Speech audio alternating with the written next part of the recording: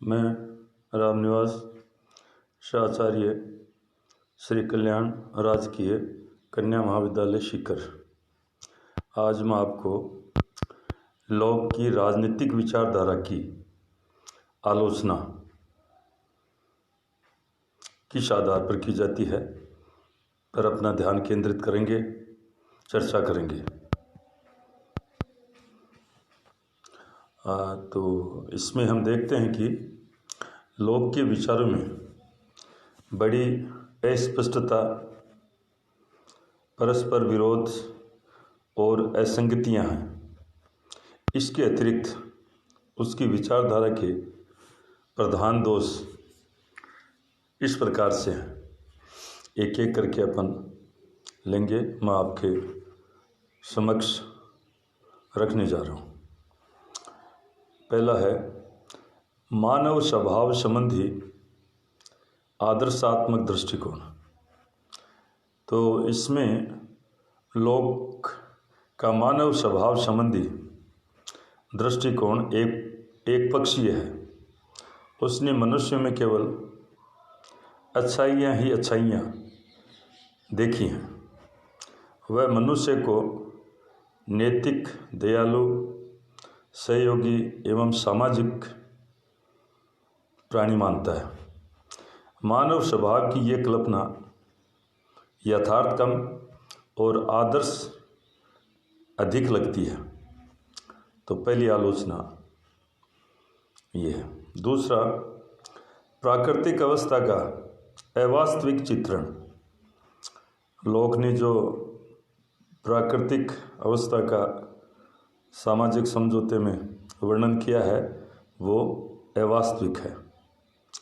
उसने प्राकृतिक अवस्था को शांत एवं नैतिक बतलाया।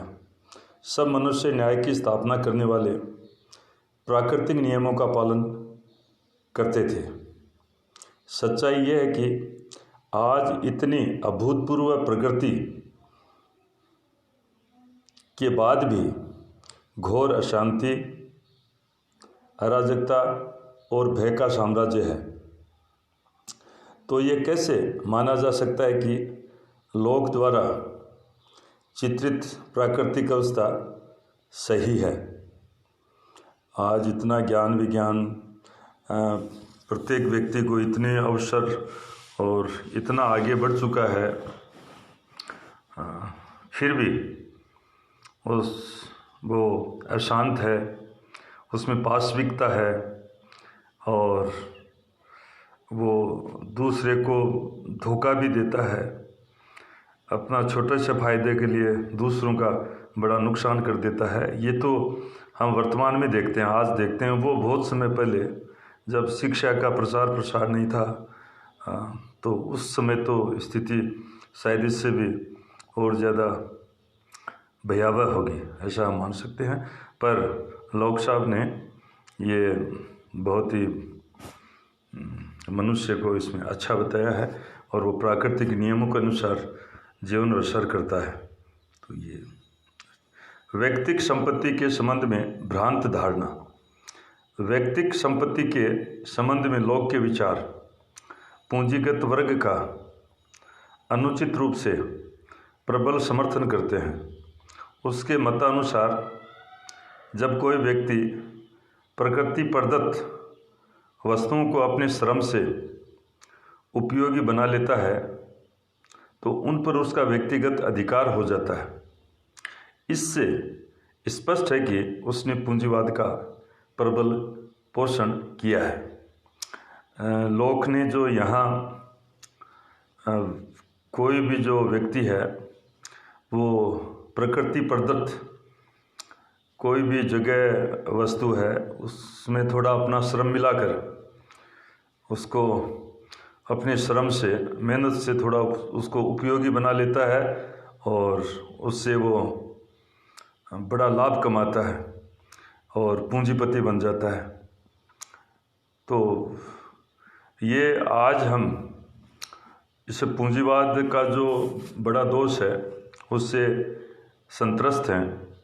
तो एक प्रकार से देखा जाए तो लोग ने यहाँ पर व्यक्तिगत पूंजीवाद पूंजीगत जो विचार है उसका समर्थन करके अच्छा नहीं किया। अगला, राज्य की उत्पत्ति का एकमात्र कारण जनसहमति नहीं हो सकता। लोक राज्य निर्माण में जनसहमति को अत्यधिक महत्व देता है, परंतु इतिहास में ऐसे ही राज्यों का उल्लेख है जो बल व शक्ति के आधार पर बने हैं व नष्ट हुए हैं।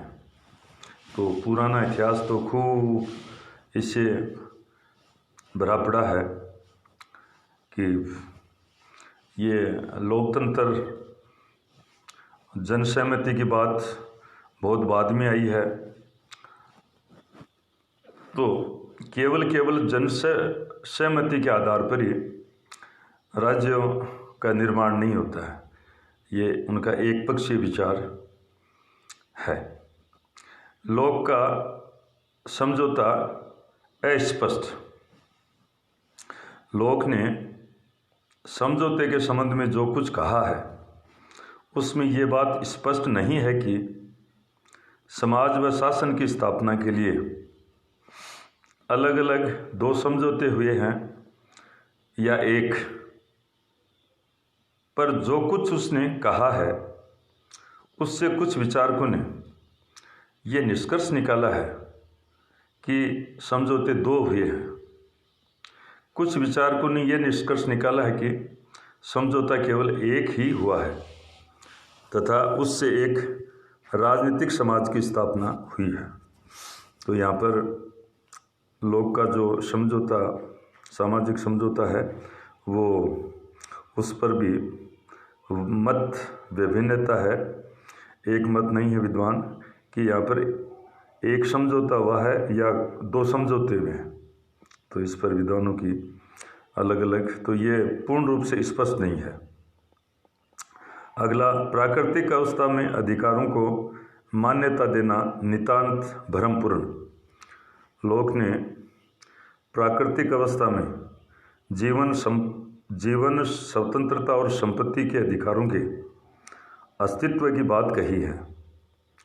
राजनीतिक समाज के निर्माण से पूर्व अधिकारों का अस्तित्व मात्र काल्पनिक है। भाई, आज जो इतना ज्ञान विज्ञान और सुसंस्कृत जिसको कहा जाता है समाज अस्तित्व में है, बड़ा एक सिस्टम से सारा सब चल रहा है, फिर भी जो संविधान प्रदत्त अधिकार जो मिले हुए हैं मौलिक अधिकारों के रूप में, या उनका भी लोग उल्लंघन करते हैं।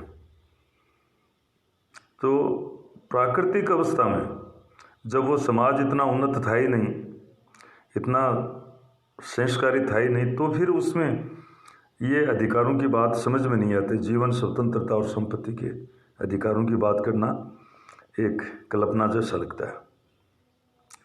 निरंतर क्रांति की आशंका।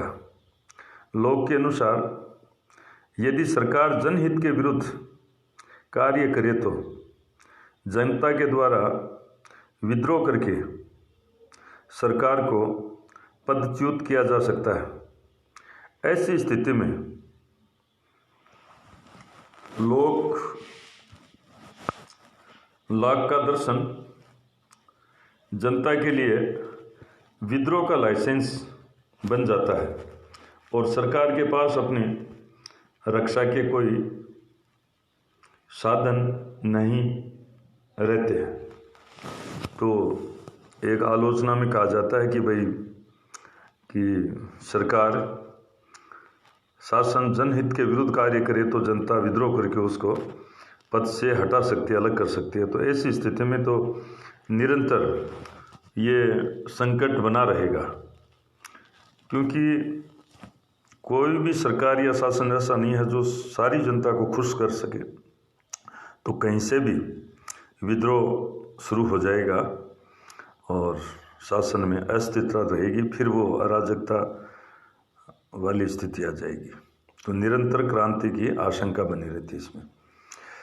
अगला है, राज्य के स्वरूप का कोई मौलिक सिद्धांत नहीं। लोक के राज्य एवं सरकार की शक्तियों के विवरण को पढ़कर ऐसा नहीं लगता कि उन्होंने किसी मौलिक सिद्धांत का प्रतिपादन किया है, बल्कि ऐसा प्रतीत होता है कि वह अपने निबंध में इंग्लैंड के संसदीय शासन का आंखों देखा हाल लिख रहा है। राज्य के स्वरूप के बारे में लॉक ने कोई मौलिक सिद्धांत नहीं दिया है। उन्होंने जो बातें कही हैं, जो पेश किया है हमारे सामने, वो ऐसा लगता है कि कोई ब्रिटेन को देखकर उन्होंने एक निबंध लिखा जाता है वैसा कुछ लिख दिया, वर्णन कर दिया, जबकि मौलिकता वाली बात है नहीं। और अंत में हम कह सकते हैं कि उपसंहार के रूप में लॉक में हाफ्स जैसी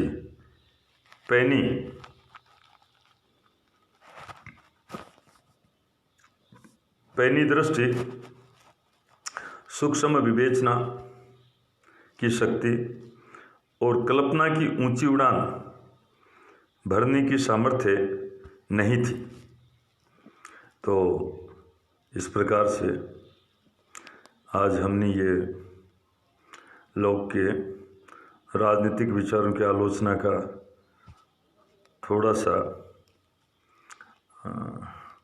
थोड़ी सी समीक्षा की है, और आपने ध्यानपूर्वक सुना, इसके लिए बहुत बहुत धन्यवाद।